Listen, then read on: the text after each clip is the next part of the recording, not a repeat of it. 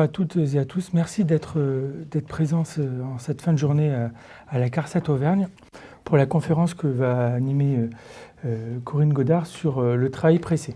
Qu'est-ce que la CARSAT? Pour commencer, puisque je suis chargé simplement de présenter ce qu'est la CARSAT, j'ai envie de dire la CARSAT, c'est peut-être un organisme qui est au cœur des sujets que nous allons aborder ce soir.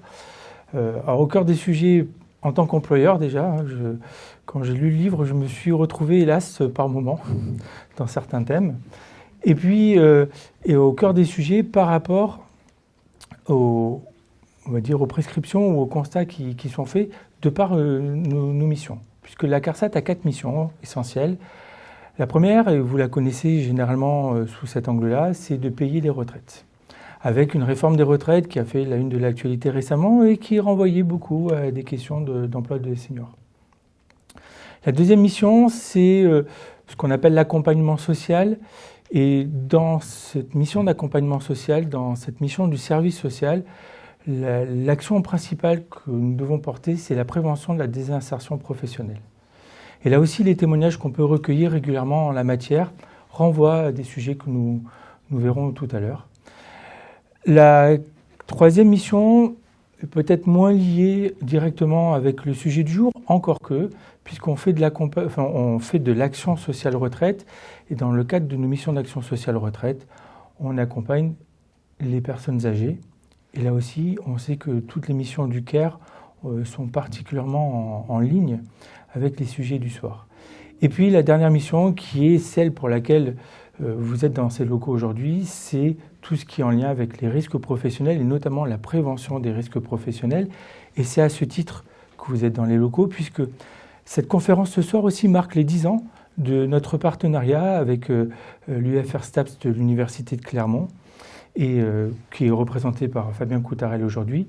Et c'est l'occasion pour moi de donner la parole à Fabien Coutarel qui va faire l'introduction de la séquence. Merci beaucoup. Merci beaucoup. Entendez, oui. Merci de votre accueil. C'est un grand plaisir pour nous d'être là, puis de prolonger notre partenariat. L'université essaie d'activer et puis d'entretenir un réseau d'acteurs qui sont au croisement d'intérêts réciproques, et la CARSAT est un acteur important pour nous, pour nos formations, et puis pour la cause commune qui est la nôtre, c'est-à-dire la prévention des risques professionnels. Donc merci beaucoup de nous accueillir, notamment dans le contexte où, au dernier moment, on n'a pas pu le faire dans nos propres locaux, tout neufs, mais que vous découvrirez donc la prochaine fois, puisqu'on n'a pas encore le droit d'accueillir du public en attente d'une commission sécurité qui doit passer. On a la chance donc aujourd'hui d'accueillir Corinne Godard, qui est ergonome, directrice de recherche au CNRS dans le laboratoire LISE, un laboratoire du CNAM, du Conservatoire national des arts et métiers. Elle est aussi membre du GIS-CREAPT, qui est un groupe de recherche interdisciplinaire sur l'étude des âges au travail et des populations au travail. Et donc, la sortie du livre « Le travail pressé » a été un événement qui a quand même marqué la communauté et qui a conduit au fait qu'on a sollicité Corinne, qui a bien voulu venir à notre rencontre. Ce livre est sorti en 2022. Il a reçu le prix « Penser le travail », qui est un prix RH de Sciences Po Le Monde. Elle a été avec son co-auteur Serge Volkov, qu'on avait invité qui était venu il y a plus de 10 ans maintenant aussi lors d'une conférence co-organisée avec la CARSAT. Ils ont été invités plus d'une quarantaine de fois à parler de cet ouvrage, et on ne compte pas les interviews, les articles dans différents supports de presse. Donc c'est vraiment un plaisir de pouvoir t'accueillir et de venir discuter avec nous de ce sujet. On voit bien depuis quelques années qu'il y a une évolution des thématiques qui nous sont adressées à l'ergonomie, mais plus généralement à la question de la santé au travail, depuis la sécurité vers la santé, et puis maintenant la question de l'attractivité. Et on voit bien que se déplacent des sujets d'attention qui dépassent peut-être les questions classiques de risque professionnel auxquelles auquel on a affaire ou auquel on avait affaire, puisqu'il est plus simplement attendu d'avoir des situations de travail qui ne portent pas atteinte à la santé au travail. Il est aussi attendu que les gens puissent construire leur santé à travers le travail. Et maintenant, il est attendu que ce travail soit intéressant, attractif, etc. Et donc, c'est vraiment une évolution qui nous amène à réfléchir peut-être à nos pratiques, à nos interventions et puis aux connaissances qu'on a sur ces phénomènes-là. Bien sûr, les leviers de l'attractivité sont sans doute multiples, mais il y en a peut-être un qu'on va développer ce soir, qui est celui de la gestion du temps, de la gestion des organisations du travail et du rapport au temps dans ces organisations. Donc, ce qu'on va faire avec Corinne, c'est prendre un petit peu de temps pour penser les temps au travail. Et donc, je ne peux pas faire mieux pour te passer le micro. Merci encore. Merci à Fabien de m'avoir proposé de venir ici. Merci à la CARSAT de m'accueillir. Alors je suis seule parce que assez régulièrement quand on fait ces interventions, je suis avec Serge Volkov qui est désolé de ne pas pouvoir nous rejoindre ce soir. Donc je ne vais pas le remplacer, mais je vais essayer de discuter avec vous, en tout cas de vous présenter les quelques idées qui traversent notre ouvrage. Alors j'ai entendu aussi la demande de Fabien Coutarel d'essayer de croiser les questions du travail pressé et du modèle de la hâte qu'on développe dans l'ouvrage avec les questions d'attractivité. Donc en fait finalement c'est une possible relecture du travail pressé qui nous permettrait de saisir les ressorts aussi de l'attractivité, des questions d'attractivité. Et puis alors, j'ai ouvert mon dictionnaire pour regarder quel était l'antonyme d'attractivité. Et alors, c'est la répulsion.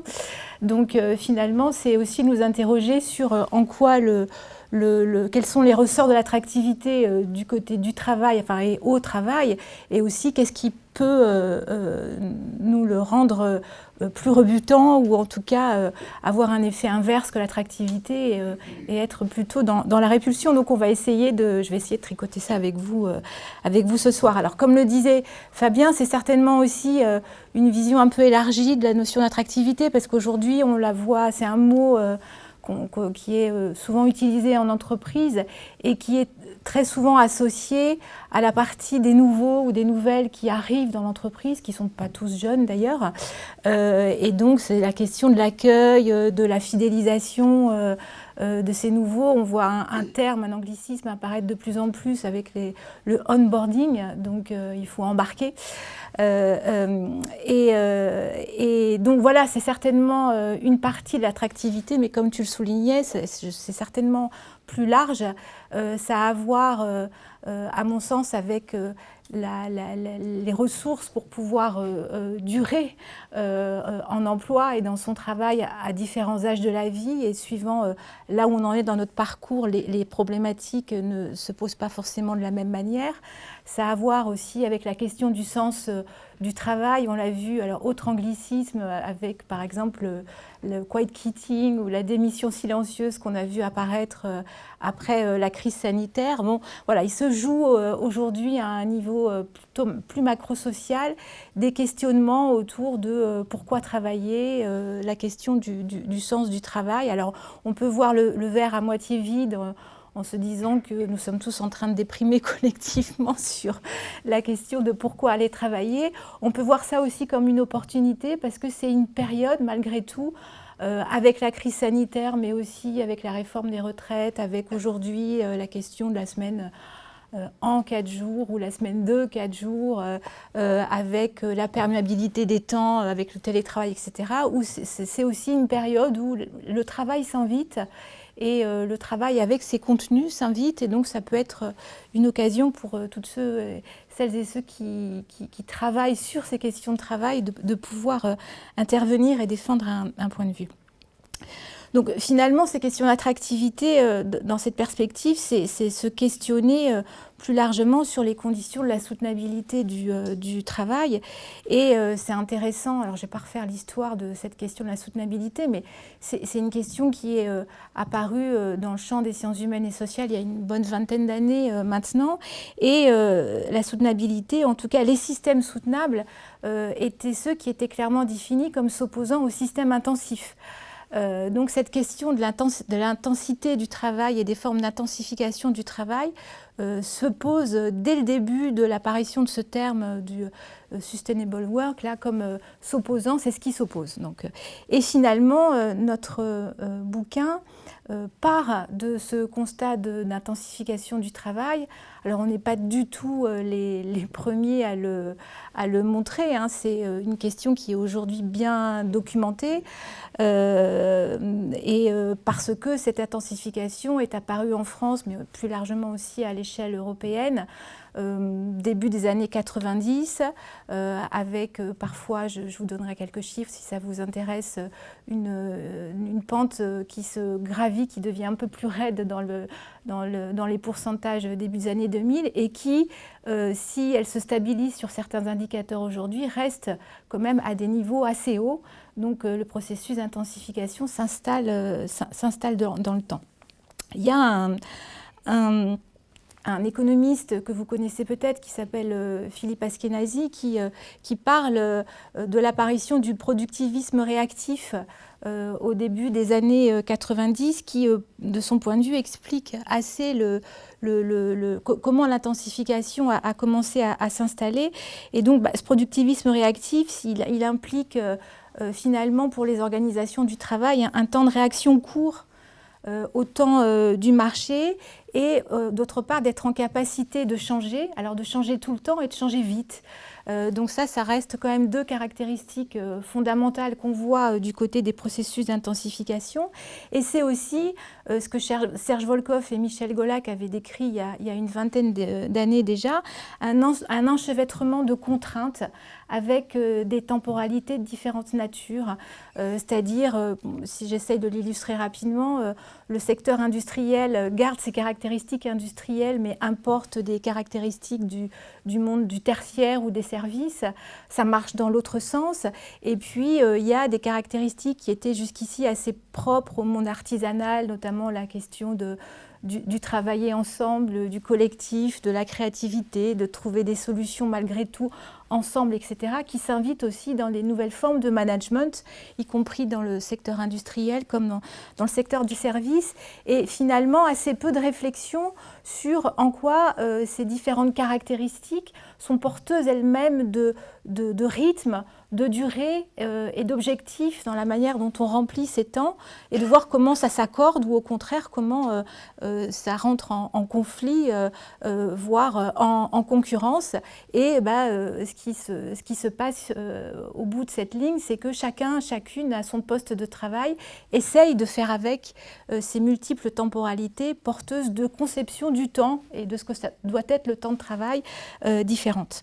Alors ça a des incidences que mes collègues ergonomes et préventeurs connaissent bien, c'est-à-dire que ces formes d'intensification, ça individualise, ça touche à l'activité immédiate et ça individualise. Alors quand je dis individualiser, ça veut dire travailler seul, parce qu'on se rend compte que travailler collectivement, ça peut prendre du temps aussi, qu'on n'a pas toujours devant soi, donc on finit par faire seul des choses qu'on aurait pu faire à plusieurs.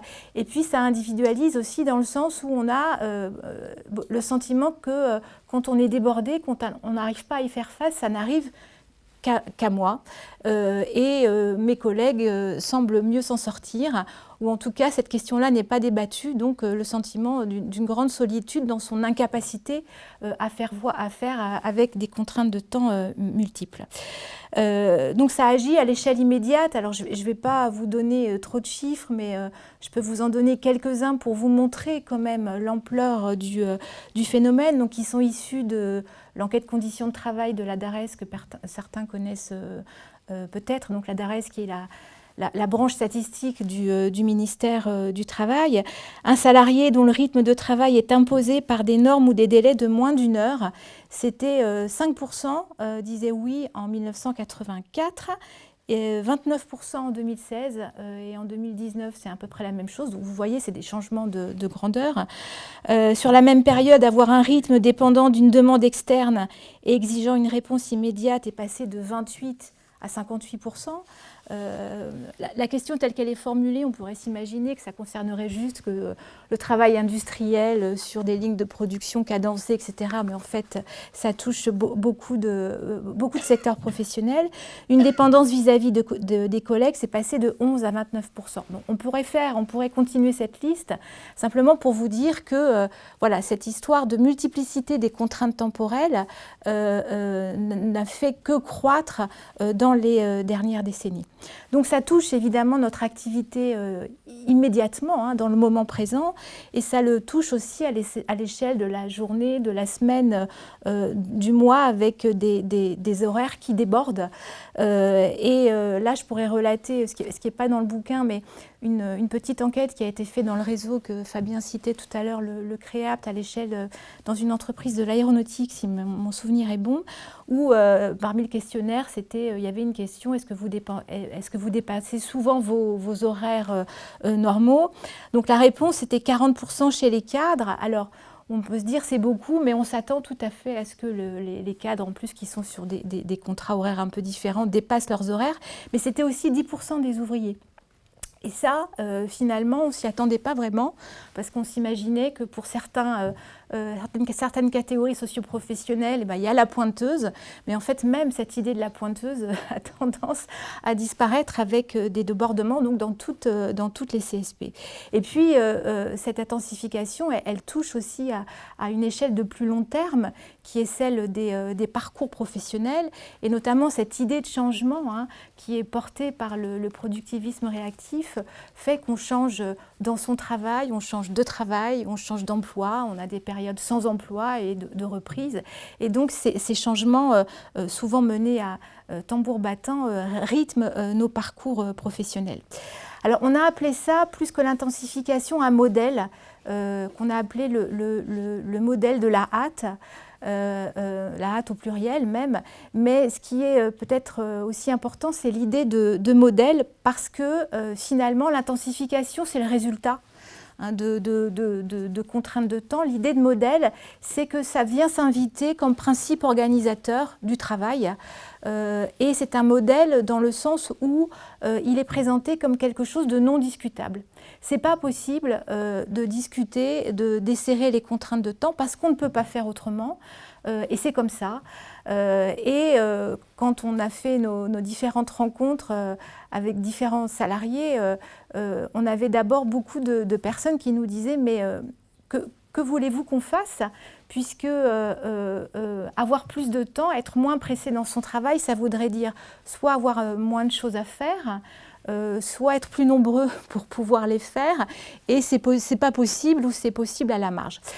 Donc c'est aussi dans cet objectif qu'on a essayé de montrer que finalement il était possible de pouvoir quand même discuter de ce modèle de la hâte, voire même de le négocier, même si ça ne nous semble pas si simple que ça, mais au moins de pouvoir discuter collectivement.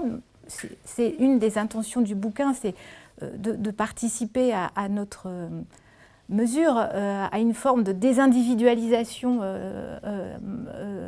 de ce que ça produit. C'est-à-dire que non, effectivement, ces ressorts du modèle de la hâte, on les touche quasiment tous les milieux professionnels. Je ne dirais pas tous, parce que peut-être qu'il en existe quelques-uns qui sont épargnés, mais en tout cas, on n'en a pas entendu parler encore. Et puis surtout, donc désindividualiser, mais c'était aussi dire qu'il était possible de discuter de ce modèle de la hâte, qu'il n'était pas forcément inéluctable, avec l'idée de passer du temps au temps au pluriel. Alors le sous-titre, c'est pour une écologie des temps du travail, donc on a passé temps au pluriel. Alors c'est pas juste je ne sais pas quoi, une histoire d'écriture pour pas faire comme les autres. Ça nous semble important de revenir à cette question de la pluralité des temps parce que c'est ce qui nous permet de pouvoir en discuter. Ça veut dire que le modèle de la hâte finalement dissocie le contenant du contenu, c'est-à-dire l'horaire, le rythme, la durée de ce qu'on y fabrique pendant. Passer au temps, c'est commencer à les nommer. C'est le temps de faire quelque chose, le temps d'apprendre, le temps de transmettre, le temps de construire collectivement, j'y reviendrai tout à l'heure, et donc de rapatrier du contenu derrière ce temps qu'on a l'impression de pouvoir subir. Ça renvoie, je ne ferai pas l'exercice ici, enfin, sauf si vous me posez des questions sur le sujet, mais ça renvoie aussi à toute une littérature en sciences humaines et sociales qui travaille cette question de la pluralité des temps, avec l'idée qui est mise en avant, c'est que le temps, on ne fait pas que le subir. Le temps, on peut aussi le construire. Et c'est une construction sociale, collective et psychologique, individuelle, et que ça devient intéressant parce qu'effectivement, vous pouvez tomber sur des organisations qui ont l'idée de construire le temps pour vous, mais vous avez aussi la main sur votre temps dans l'activité au quotidien. Et finalement, regarder le temps au pluriel, c'est se questionner sur notre pouvoir d'agir ou notre pouvoir d'action sur cette construction du temps. Donc ce qu'on a voulu mettre en avant, c'est peut-être aussi d'écrire un tableau parfois sombre du modèle de la hâte, mais c'est aussi montrer que dans notre activité, au quotidien, on fait autrement. D'ailleurs, c'est le principe de l'activité en ergonomie, de ne pas faire tout à fait ce qu'on nous demande de faire, ou en psycho du travail, et qu'il y a malgré tout des stratégies, des manières de faire pour reprendre la main sur son temps, et c'est ce que j'essaierai de développer avec vous.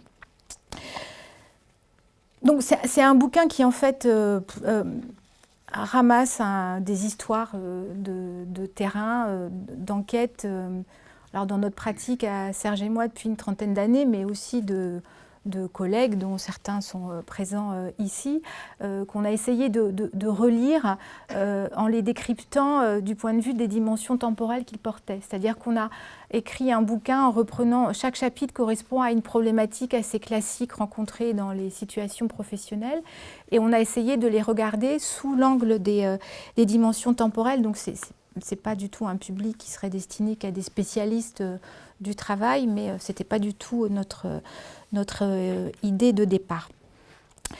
Donc, ce que je vais... je regarde l'heure en même temps.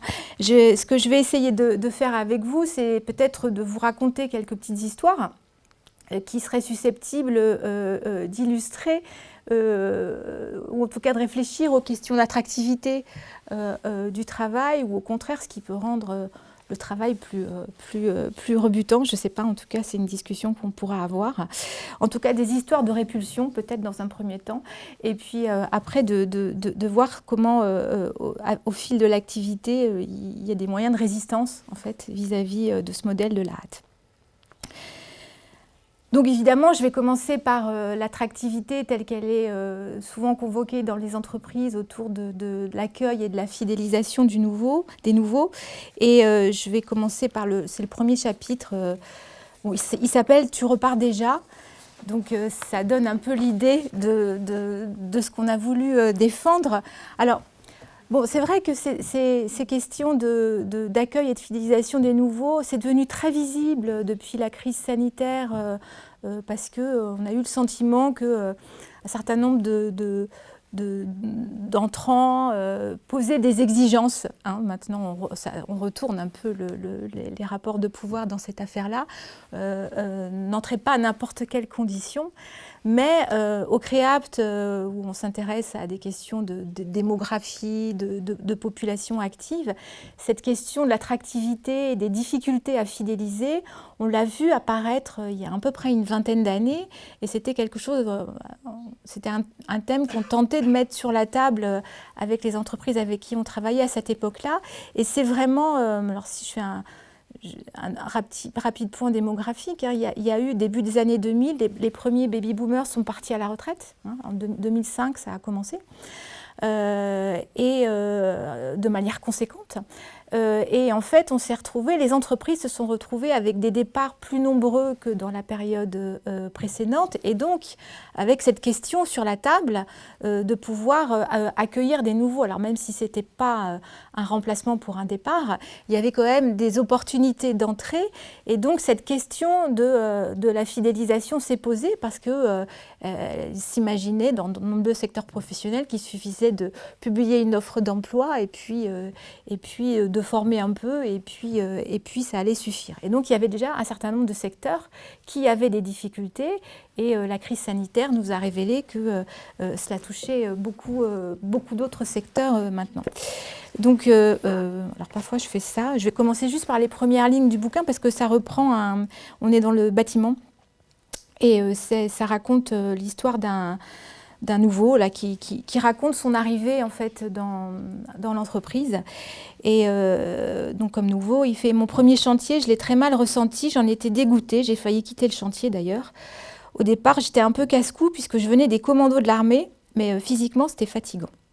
Il y avait une grosse partie morale aussi parce qu'on se sentait dégradé. Quand vous avez passé une journée à remplir une benne de sable avec une pelle, vous êtes fatigué quand vous rentrez chez vous le soir parce que ça use une pelle. Je me voyais mal toute ma vie avec une pelle à gratter, c'était dégradant. Ça, psychologiquement, ça m'a quand même atteint. Je me suis sentie régressée dans la vie. » Alors c'est un témoignage assez fort, mais finalement il n'était pas tout seul à nous raconter ça dans le BTP. Et je le prends souvent parce que ce qu'il raconte en fait c'est assez complet. Parce qu'il est dans le BTP, donc effectivement il explique que quand on arrive et qu'on n'a pas de tuteur et qu'on n'est pas encadré ou formé à la va-vite, eh bien, il y a des formes de pénibilité physique qui peuvent arriver très tôt, y compris quand on est jeune et en bonne santé. Et là, il nous explique, enfin, il explique derrière cet entretien qu'on a commencé à le mettre à la pelle parce qu'il n'y avait personne pour le former et qu'on considérait que tenir une pelle, ce n'était pas des compétences particulières. Donc, il serait en capacité de se débrouiller tout seul pour le faire. Bon, or, même tenir une pelle, ça s'apprend. Derrière se jouent évidemment des risques d'accidents du travail, c'est certain, mais de problématiques de santé qui peuvent arriver assez tôt dans la carrière et réorienter durablement les carrières professionnelles, voire les quitter parce que celui-ci est resté, mais il y en a d'autres qui sont partis. Mais il explique bien aussi tout le registre plutôt d'ordre psychosocial autour des questions de sa solitude, en fait, dans ces débuts de métier où il n'y a pas d'apprenti, où il n'y a pas de tuteur.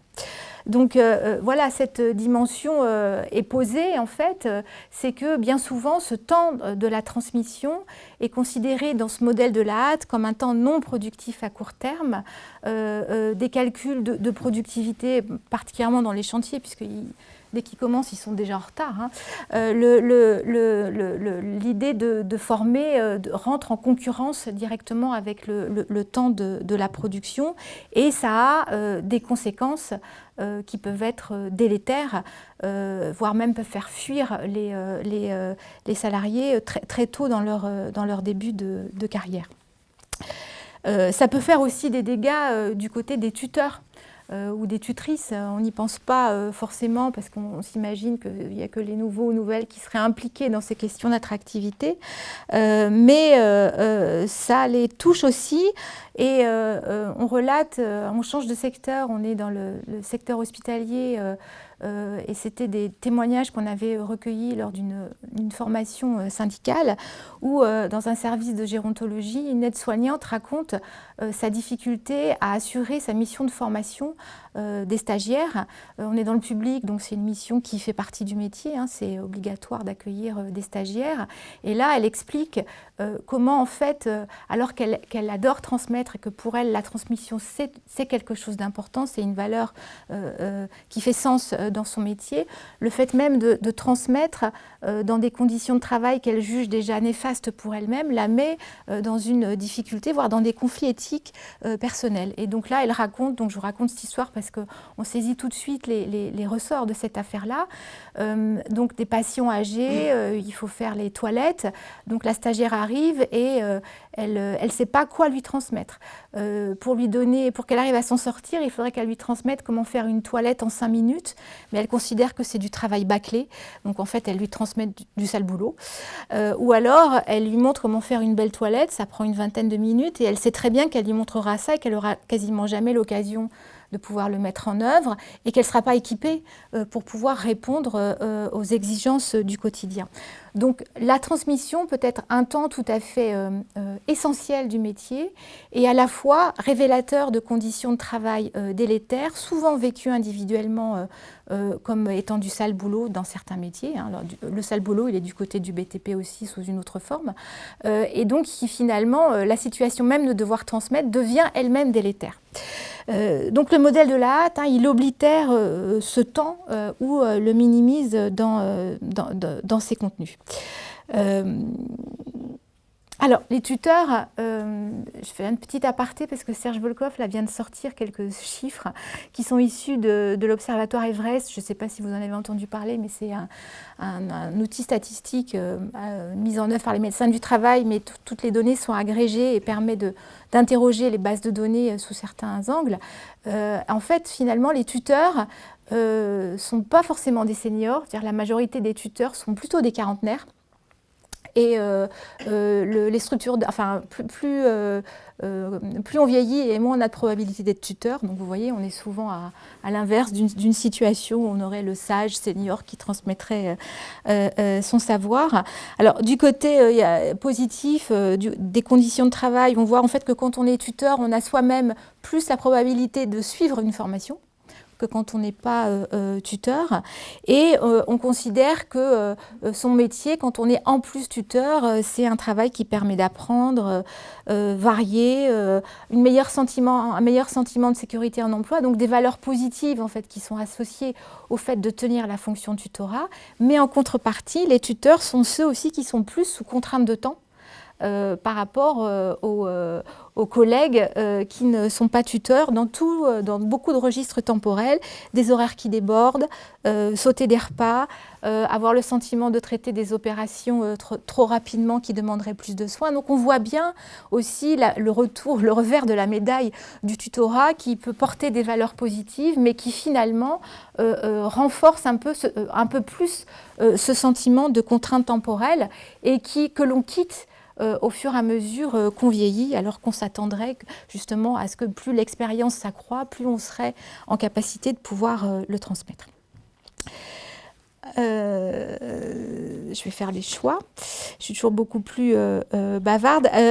Donc, on a un autre chapitre, quand même, je ne vais pas forcément rentrer dans le détail, mais qui porte sur les encadrants de proximité parce qu'il nous apparaissait, alors, y compris sur des questions d'attractivité, y compris sur des questions de soutenabilité, les encadrants de proximité jouent un rôle tout à fait essentiel et une partie de leur mission passe complètement sous les radars de leur propre fiche de poste, avec comme conséquence de les mettre eux-mêmes un peu plus dans l'urgence, alors qu'ils sont l'un des piliers de la soutenabilité du travail pour les collègues qu'ils encadrent. Donc se pose derrière cette question-là, du modèle de la hâte au prisme des encadrants de proximité, la question de la propre santé des encadrants qui finalement n'est pas forcément une préoccupation de premier ordre, puisque ces encadrants, évidemment, ils s'assurent que les produits sortent, que la production soit faite, mais ils ont aussi des fonctions RH, c'est-à-dire s'assurer que les collaborateurs puissent développer leurs compétences,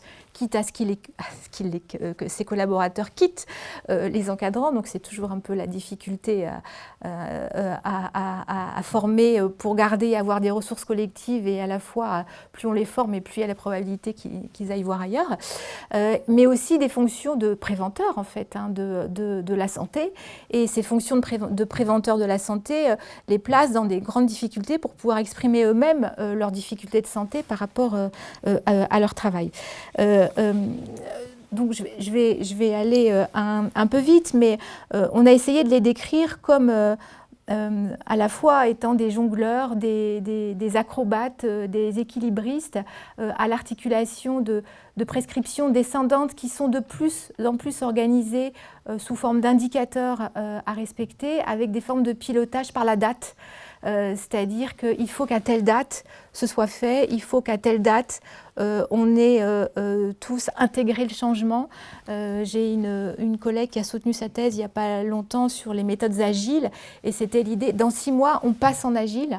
Donc il y a des butées temporelles qui finalement sont hors sol et ne tiennent absolument pas compte de ce qui se passe, mais c'est un pilotage par la date qui semble nécessaire et pas discutable, alors qu'il y aurait tout à fait matière à discuter sans pour autant qu'on diminue en performance sur ces affaires-là.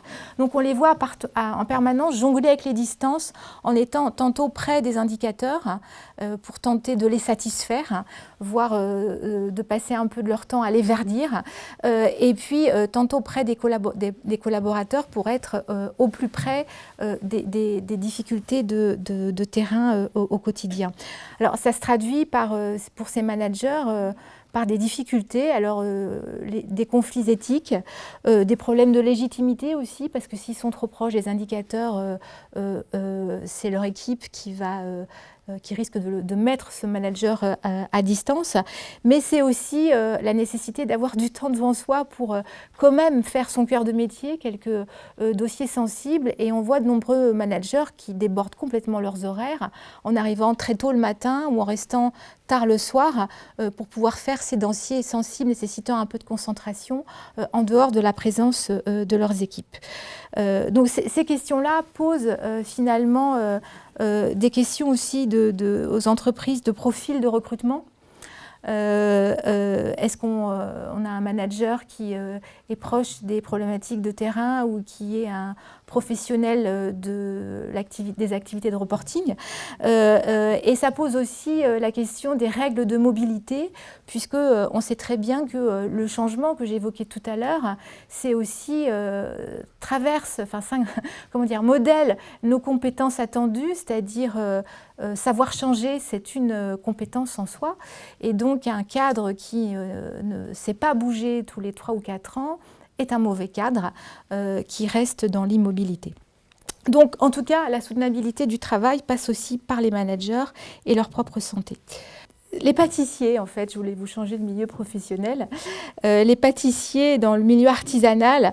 Alors, je me suis dit que ça pouvait vous intéresser parce que c'était une demande qui était issue de la Confédération nationale des artisans pâtissiers qui avait recueilli des données de leur caisse de retraite et qui s'était rendu compte qu'en fait, il y avait beaucoup de pâtissiers dans le secteur artisanal qui quittaient bien avant l'âge de départ à la retraite qui changeait. Ils partaient, en tout cas. Alors qu'ils avaient l'idée que, puisqu'on était pâtissier dans le secteur artisanal, l'artisanat c'est bien, etc. Et donc, avaient des interrogations sur pourquoi. Et donc, on avait fait une petite étude avec l'INRS, d'ailleurs, là-dessus. Et on s'était rendu compte qu'en fait, le milieu artisanal de la pâtisserie n'est pas un milieu homogène et qu'en fait, il y avait plusieurs profils d'organisation du travail dans les pâtisseries. Alors, il y avait l'organisation artisanale telle qu'on se l'imagine, la petite boutique de centre-ville qui fait appel aux produits frais, à la créativité sans cesse renouvelée, une réponse attentive aux clients, même avec des demandes les plus farfelues, au dernier moment, à la question de la transmission du métier, parce que c'est un milieu où on accueille beaucoup d'apprentis, on a la volonté de les former, mais des effectifs assez justes, des périodes de surcharge qui deviennent de plus en plus fréquentes et qui ne se cantonnent plus à Noël, Pâques, la fête des mères, etc. Des formes de pénibilité physique du métier et notamment les horaires décalés qui effectivement usent sur une période de vie professionnelle longue et répondre dans l'urgence. Tout ça fait que tous ces artisans pâtissiers trouvaient un sens à leur travail, mais ce modèle artisanal devenait malgré tout de plus en plus difficile à tenir dans le temps à l'échelle d'une vie professionnelle. Alors certaines pâtisseries avaient trouvé une formule, c'était pas de la pâtisserie industrielle, mais se rapprocher de certains outils et aussi du monde industriel en combinant modèle artisanal, modèle industriel avec des produits congelés, semi-préparés, refus des commandes de dernière minute, création d'un laboratoire à distance de la boutique, ce qui permettait d'avoir des conditions de travail, y compris matérielles, beaucoup plus confortables, pas que des escaliers partout et pas de siège pour pouvoir s'asseoir, qui permettait de desserrer les contraintes temporelles, mais au détriment du sens du travail. Donc ces pâtissiers avaient des week-ends plus fréquemment où ils pouvaient s'arrêter 2 jours consécutifs, avaient des horaires moins bousculés, commençaient moins souvent très très tôt le matin ou finissaient un peu moins tard et ne débordaient moins, mais finalement finissaient par quitter aussi le métier plus tôt parce que cette question de l'artisanat, d'une conception de la qualité dans laquelle cela faisait sens, en fait, ils ne s'y retrouvaient plus. Donc on voit bien que le travail pressé, ce n'est pas que des contraintes de temps, ça touche à la manière aussi dont il est occupé. Et ce que montrent ces histoires de pâtissiers, c'est que la qualité du travail ne répond pas en elle-même, ne permet pas de dépasser des conditions de travail compliquées, et que derrière la qualité, pouvoir faire un travail de qualité, c'est aussi les conditions d'exercice du métier et les conditions de santé qui se posent aussi. Donc on voit bien derrière ces exemples aussi que la question de la charge de travail ne traite qu'une partie de l'intensification et ne vient expliquer qu'une partie du modèle de la hâte. Il y a dans une administration publique, là, il y avait un questionnaire où 60% des gens disaient devoir se dépêcher et 40% avoir une charge de travail trop élevée. Alors c'est en partie pas forcément les mêmes, hein, mais on voit bien que ça ne relève pas tout à fait des mêmes dimensions et des mêmes ressorts au sein de l'activité de travail. Donc on voit bien que ce modèle de la hâte, c'est un temps qui est densifié, c'est un temps qui déborde, on l'a vu. On aime beaucoup dire, Serge Volkov et moi, qu'avec les nouvelles technologies, la visio, ça devient de plus en plus un temps ubiquitaire aussi, puisqu'on développe nos capacités à être dans plusieurs endroits en même temps. Mais ce sont aussi des contraintes qui sont plus subjectives. C'est un temps assigné, notamment avec des critères de qualité qui nous sont imposés, et qui sont dans le faire vite en fait. C'est un temps consigné parce qu'on rapporte ce qu'on fait de notre travail avec des indicateurs multiples et variés. C'est aussi un temps enfermé parce qu'on se rend compte qu'en fait ces changements permanents, cet enfermement dans la réponse immédiate, dans le juste à temps, nous met en juste à temps nous-mêmes, nous met souvent en situation d'apprentissage perpétuel, continu, et on voit que ça prend nos ressources pour réfléchir à la manière dont on peut accueillir notre expérience antérieure, notre passé professionnel dans ce qu'on en est en train de faire, et ça mobilise nos ressources aussi pour pouvoir penser l'après, c'est-à-dire construire son parcours professionnel et penser à l'étape suivante. Ça peut potentiellement toucher toutes les catégories professionnelles, mais ce dont on se rend compte, c'est que certaines sont plus vulnérables que d'autres. Donc on a vu les nouveaux, les plus jeunes, quand ils arrivent dans le métier avec ces temps d'apprentissage qui sont mangés, mais c'est aussi les seniors qui doivent faire quelque chose de leur expérience pour pouvoir aussi se maintenir et penser l'après, surtout quand le temps de la retraite se recule. Et puis c'est aussi tous les salariés qui ont des inaptitudes au travail, plus ou moins durables, et qui sont facilement mis hors temps gestionnaire. Alors je vous disais que malgré cela, donc là, je vous ai décrit la part sombre du modèle de la hâte. Mais ce qu'on a voulu mettre en avant aussi, c'est qu'évidemment, il y avait des formes de lutte, alors qui sont peu visibles, qui sont souvent clandestines, de ce modèle de la hâte et qui se traduisent dans notre activité au quotidien. Mais ça demande effectivement d'être attentif au travail ordinaire, au travail concret, au plus près des situations professionnelles. Et ce qu'on a essayé de faire avec Serge, c'est de faire une liste de ce qu'on a appelé les temps qui comptent, c'est-à-dire les temps qu'on tente chacun tout de même de mettre en place dans les interstices parfois dans les interstices du modèle de la hâte, mais qui sont porteurs de valeurs positives pour la santé. Donc on a fait une liste, j'en ai abordé quelques-uns. Alors la liste n'est pas close et à l'occasion des échanges qu'on peut avoir dans ce type de rencontre, on la complète. Donc on peut continuer à la compléter aujourd'hui. Donc il y a le temps pour transmettre que j'ai évoqué tout à l'heure, mais qui n'est pas simplement un transfert de connaissances d'un ancien ou d'une ancienne vers un nouveau ou une nouvelle. D'ailleurs, on voit bien que les questions d'âge là-dessus sont très discutables, mais plutôt comme un échange collaboratif qui est inscrit dans le temps long. Et ce temps long, il met en scène le métier, parfois sur plusieurs générations, mais aussi son temps biographique, c'est-à-dire là où on en est dans son propre parcours de vie, parcours professionnel. Et le modèle de la hâte revisite cette histoire d'inscription dans le temps long comme ça prend trop de temps. Donc il y a un malentendu sur la valeur du temps dans cette affaire-là, et ce serait du temps volé au travail. Et ici, on est, je pense, tous convaincus que transmettre, apprendre, c'est aussi travailler. Et on se rend compte que dans de nombreux milieux professionnels, finalement, le temps de la transmission apparaît comme l'un des derniers temps où il est encore possible de pouvoir débattre du métier, pas simplement qu'avec les nouveaux, mais aussi avec les collègues, parce que quand on arrive à dégager ce temps de transmission, c'est finalement celui qui reste pour débattre du métier et aussi de nos propres usages du temps. C'est le temps pour construire avec les autres. Alors le temps de transmission, c'en est un, mais c'est pas le seul. Bon, je vais pas faire trop long sur les questions de collectif de travail ou de travail collectif, parce que je pense que c'est des choses que vous maîtrisez, mais je voulais juste peut-être attirer votre attention sur l'idée que le modèle de la hâte intègre assez volontiers l'idée du travail collectif, on fait même la promotion, hein, travailler collectivement c'est bien, etc. Et quand on y regarde d'un peu plus près, il y a une réflexion assez pauvre sur ce que c'est qu'un collectif de travail, voire même l'idée que le collectif de travail et l'équipe de travail c'est la même chose. Or, on sait que ce n'est pas tout à fait les mêmes surfaces, ça peut se recouvrir, mais que partiellement, dans toutes les activités de service, on travaille collectivement avec l'usager, avec le client, avec le patient. Hein, quand les techniciens de liquidation des dossiers de retraite accueillent les bénéficiaires, ils travaillent avec les bénéficiaires pour organiser, vérifier le dossier, etc. Donc c'est une forme de travail collectif. Les patients aussi, etc.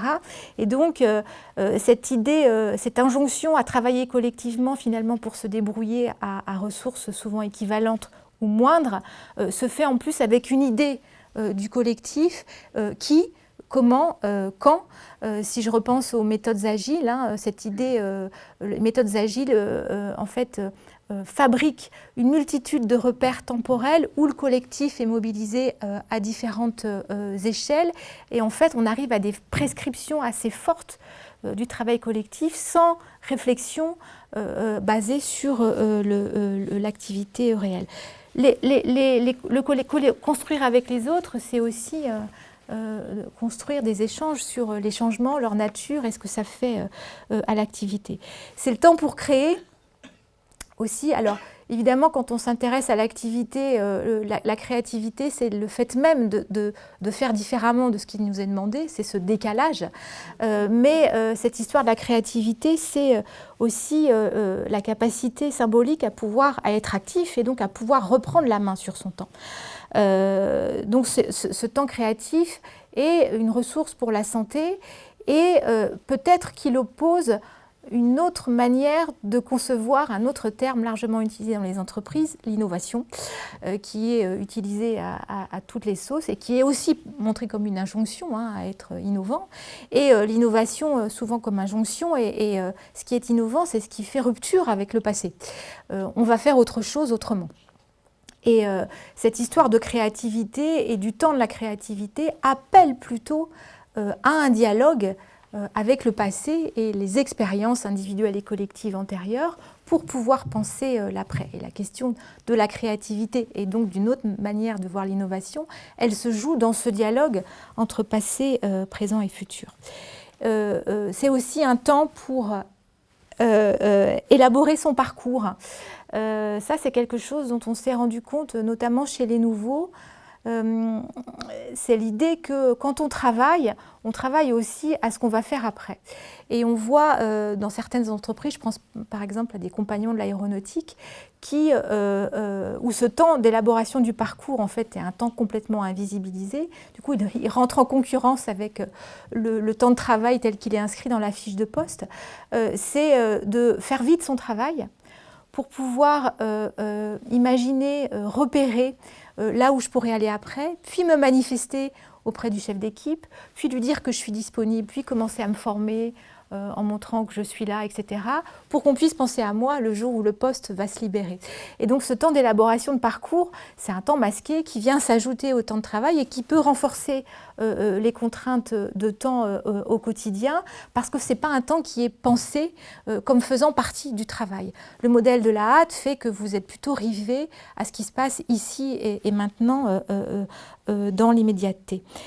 C'est le temps de la critique, c'est-à-dire ce fameux temps de débat sur nos usages des temps. Ce qu'on veut dire par là, avec notre idée d'écologie des temps du travail, c'est que tous ces temps qui comptent, en fait, ne sont pas des temps qui s'additionnent, et encore moins qui s'additionneraient au temps de travail productif. Ce sont des temps qui s'articulent.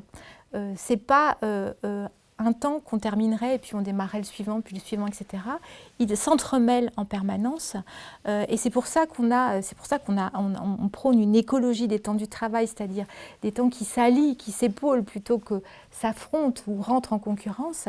Et c'est pour ça qu'on propose de regarder l'activité de chacun, chacune comme une ingénierie des temps et finalement de nous considérer en tant que travailleurs, travailleuses, opérateurs, opératrices, suivant d'où on vient dans ces disciplines de formation, comme des ingénieurs des temps, alors même que cette ingénierie des temps se fait à bas bruit, se fait en temps masqué, invisibilisé, mais c'est pourtant ce qui fait sens, ce qui peut potentiellement avoir à faire avec l'attractivité du travail et qui n'arrive pas au principe organisateur du travail. Bon, évidemment, on n'a pas de recette miracle à proposer. Il faut toujours s'en méfier en plus des recettes miracles parce qu'on sait que ces affaires sont toujours extrêmement situées localement. Mais il y a bien l'idée de réfléchir au sein de nos organisations ou dans nos pratiques d'intervenants à la manière de rendre visible ce travail d'ingénierie des temps en vue de le promouvoir, je le disais, comme un des principes organisateurs du travail. Alors, on parle souvent de conception d'espace pour en parler, etc. Alors ça, c'est sûr que c'est l'idéal. Parfois, on a des entreprises qui tentent de le faire. Je pense notamment à des collectivités territoriales dont certaines ont un bureau des temps, alors souvent avec d'autres objectifs qui sont plutôt tournés vers la citoyenneté, mais qui finalement pourraient être occupés à la question des temps des agents. Mais on voit bien aussi que il y a déjà des temps, je pense au temps du Lean par exemple, au temps de l'Agile, où ces espaces existent déjà et donc il y a une réelle stratégie d'ordre politique certainement à savoir comment il est aussi possible d'occuper ces temps. Mais là je vais prêcher auprès de personnes convaincues, cette question des temps, elle remet de nouveau en question les conceptions de la santé qui sont portées au sein des entreprises, qui vont certainement avoir les questions d'attractivité. La santé et les compétences, c'est étroitement imbriqué, sauf que le modèle de santé au travail qui est le plus souvent dominant dans de nombreuses entreprises, ce n'est pas celui-ci. Et ça a des conséquences très directes sur la manière dont est conçu un organigramme dans l'entreprise, même si les préventeurs, la médecine du travail, les ergonomes sont rapatriés, sont rattachés par exemple au RH. On voit que les pratiques professionnelles sont très souvent séparées et la question où sont convoquées dans l'urgence. Voilà, quand il faut reclasser quelqu'un, on va convoquer le RH local, l'ergonome ou le préventeur et puis le chef d'équipe, mais la question de la prévention, elle se jouerait vers la constitution d'un dialogue permanent entre ces fonctions pour penser des parcours en santé et en compétences, donc penser la prévention à l'échelle des parcours professionnels qui pose d'emblée la question de l'usage des temps dans la construction des parcours. Il y a un autre point aussi que cette histoire d'usage des temps met en avant, c'est la capacité, le modèle de la hâte fait que les entreprises perdent la mémoire. C'est-à-dire qu'il n'y a plus de mémoire collective à tous les étages. Nous, au CREAPT, quand on essaye de faire des structures d'âge, par exemple, sur plusieurs années, pour voir comment ça évolue, on va voir les RH, on leur demande des données, des âges et des anciennetés sur 5 ans. 2 fois sur 3, il n'y a plus les données d'il y a 5 ans. Et ce qu'on nous dit, ah ben non, en fait, on les écrase. Ce n'est pas les capacités de mémoire qui sont énormes souvent maintenant dans les machines, mais on considère que, 1, ce n'est pas intéressant, et 2, ça change. Et vous comprenez, les noms de services ont changé, les acronymes, les périmètres, les gens ont bougé, etc. Donc en fait, le fait même que ça change tout le temps oblitère la capacité des entreprises à se construire une mémoire sur ses propres changements. Vous voyez, donc on arrive à une disparition de la mémoire collective. Alors c'est celle des données chiffrées dans les bases de données, mais c'est aussi la mémoire des personnes. Et notamment parce que ça change et les modèles de mobilité sont rapides, ce qui se faisait, on a oublié ce qu'on a fait il y a 3 ou 4 ans parce que ça change. Et puis l'innovation, c'est aussi nos capacités à oublier ce qui se faisait auparavant puisqu'il faut faire quelque chose de nouveau.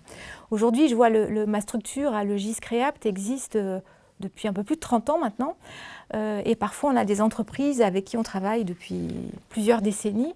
En fait, on s'est rendu compte qu'on était devenu leur mémoire externe et que quand ils nous proposent de travailler sur un projet, on leur rappelle qu'ils avaient fait un peu des choses similaires il y a 10 ans ou 15 ans et ils avaient complètement oublié.